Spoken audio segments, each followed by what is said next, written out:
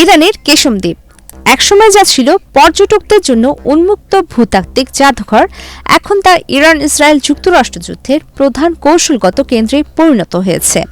Hormuz প্রণালীর প্রবেশপথে অবস্থিত এই দ্বীপটিকে বলা হচ্ছে ইরানের অজয় দুর্গ বা ডুবন্ত বিমানবাহী রণতরী।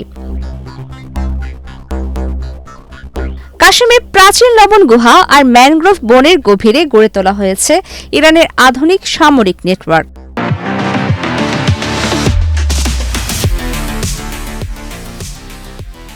সামরিক বিশ্লেষকদের মতে এখানে রয়েছে ইরানের বিশাল আন্ডারগ্রাউন্ড মিসাইল সিটি বা ভূগর্ভস্থ ক্ষেপণাস্ত্র নগরী।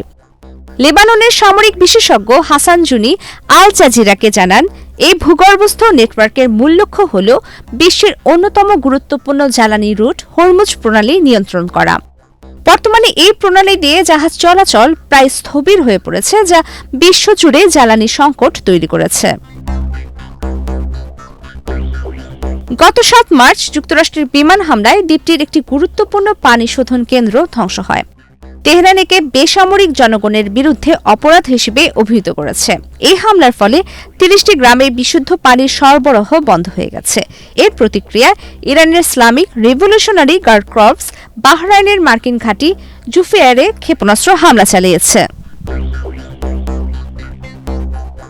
প্রায় ১,৪৪৫ বর্গ কিলোমিটার আয়তনের এই দ্বীপটির ইতিহাস কয়েক হাজার বছরের প্রাচীন।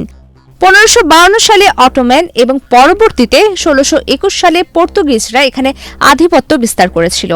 ১৯৩৫ সাল পর্যন্ত এখানে ব্রিটিশ নৌঘাঁটিও ছিল। দ্বীপের ১,৪৮,০০০ বাসিন্দার অধিকাংশ সুন্নি মুসলিম। তাদের জীবন আজও সমুদ্রকেন্দ্রিক। ২০০০ বছর আগে খনন করা ৩৬৬টি তালাকূপ আজও দ্বীপের প্রাচীন প্রকৌশলের সাক্ষী হয়ে আছে। যুদ্ধের দামামা সত্ত্বেও কেশেমের প্রাকৃতিক সৌন্দর্য অনন্য। ২০০৬ সালে ইউনেস্কো একে মধ্যপ্রাচ্যের প্রথম জিও পার্ক হিসেবে স্বীকৃতি দেয়। এর বিশেষ আকর্ষণগুলোর মধ্যে রয়েছে ৬ কিলোমিটার দীর্ঘ নমক দান লবণ গুহা, অদ্ভুত পাথরের স্তম্ভের ভ্যালি অব স্টার্স এবং বিশাল হারা ম্যানগ্রোভ বন। বর্তমানে একদিকে ডোনাল্ড ট্রাম্প প্রশাসন নৌবহর পাঠিয়ে জলপথ সচল করার চেষ্টা করছে, অন্যদিকে ইরান কেশেমকে তাদের প্রতিরক্ষা ঢাল হিসেবে ব্যবহার করছে।